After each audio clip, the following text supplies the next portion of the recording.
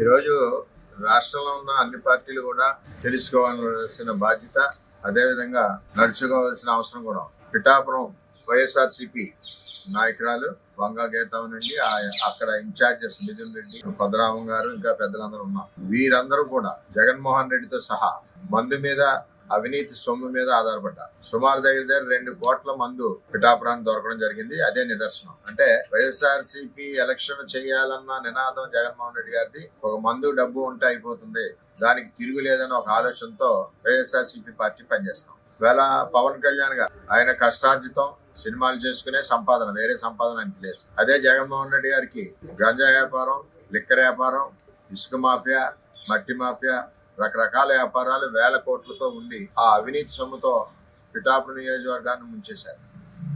అలాగే లిక్కర్తో ముంచేశారు. కానీ ఇక్కడ తెలుసుకోవాల్సిన విషయం ఏంటంటే, జనసేన పార్టీకి సంబంధించి మేము కానీ అయినా ఎలక్షన్ కమిషన్ రూల్స్ ఏదైతే ఉన్నాయో 45 లక్షల ఖర్చు, ఆ ఖర్చుకు లోబడే మేము ఎలక్షన్ చేశాం.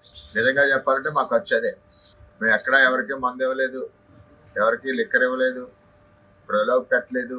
కానీ రేపు వస్తే మీరు ఆర్థికంగా ఎలా నిలబడతారు ప్రజలు అని చెప్పి అది మట్టికి ప్రజల్లోకి నినాదం చంద్రబాబు పవన్ కళ్యాణ్ మేనిఫెస్టోని తీసుకెళ్ళాం. అంటే ఇది ఎందుకు చెప్తున్నానంటే, ఇదంతా కూడా మీరు ఎంక్వైరీ చేయొచ్చు. ఎవరికైనా ఒక మందు సీసా తెలుగుదేశం పార్టీ వాళ్ళు కానీ జనసేన పార్టీ వాళ్ళు కానీ ఉమ్మడి కూటమి కాబట్టి ఎవరైనా ఇచ్చినట్టుంటే మేము తలదించుకుంటామని చెప్పి తెలియజేస్తాం. అంటే ఆ విధంగా ఎలక్షన్ చేసాం. ఇదొక డిమో ప్రాజెక్ట్.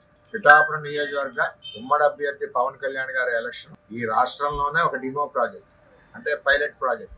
అంటే మందుకు వ్యతిరేకంగా ఎక్కడక్కడ మందు కానీ ఇటువంటి కానీ తప్పుడు విధానాలు ఖర్చులు పెట్టకుండా ఎలక్షన్ చేసింది ఎక్కడంటే అది పిఠాపురం అని చెప్పి తెలియజేస్తాం. అది కూడా ఎలక్షన్ కమిషన్ నిర్ణయించిన నిధులకు లోబడి, అంటే 45 లక్షల రూపాయలు లోబడి ఎలక్షన్ చేయడం జరిగింది.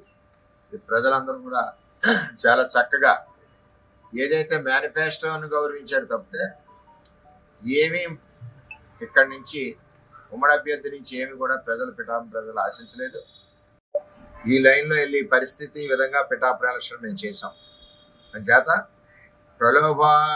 ప్రలోభాలకి లొంగ తీసుకోకుండా, ప్రలోభాలకి మనం చెప్పకుండా, మన మేనిఫెస్టో రేపు చేసి విధానాలు చెప్పి రేపు ఆర్థికంగా ప్రజలు ఎలాగ నిలబెడతారో చెప్పి, చంద్రబాబు నాయుడు గారు పవన్ కళ్యాణ్ గారు రాష్ట్ర వ్యాప్తంగా ఇచ్చిన మేనిఫెస్టోని కిందకి చెప్పి ఈరోజు పిఠాపురం పవన్ కళ్యాణ్ గారి ఎలక్షన్ నా చేతుల మీదుగా మేము ముందుండి నడిపించాం. కాబట్టి అందరం కలిసి జనసేన పార్టీ అవనండి, బీజేపీ పార్టీ అవనండి, ఈ విధంగా ప్రలోభాలు పెట్టకుండా, ఒక్క చుక్క మద్యం ఇవ్వకుండా ప్రభుత్వం నిర్ణయించిన విధానంలోనే పిఠాపురం ఎలక్షన్ జరిగిందని చెప్పి ఈరోజు రాష్ట్ర ప్రజలందరికీ కూడా తెలియజేస్తా ఉన్నాం. రాబోయే రోజుల్లో ఇదే విధానాన్ని రాష్ట్రం అంతా కూడా రేపు అవలంబించి ముందుకు నడిపించవలసిన ఆవశ్యకత కూడా ఉందని చెప్పి తెలియజేస్తూ, పవన్ కళ్యాణ్ గారికి ఈ రాష్ట్రంలోనే అందరికంటే ఎక్కువగా భారీ మెజార్టీతో నెంబర్ 1 స్థానంలో ఉండే విధంగా పనిచేసాం. అందరం కూడా తెలుగుదేశం పార్టీ 100కి 100 ఓట్లు కూడా జనసేన పార్టీకి ట్రాన్స్ఫర్ అయ్యాయి. దాంతో పాటుగా జన సైనికులు, బీజేపీ వాళ్ళు కూడా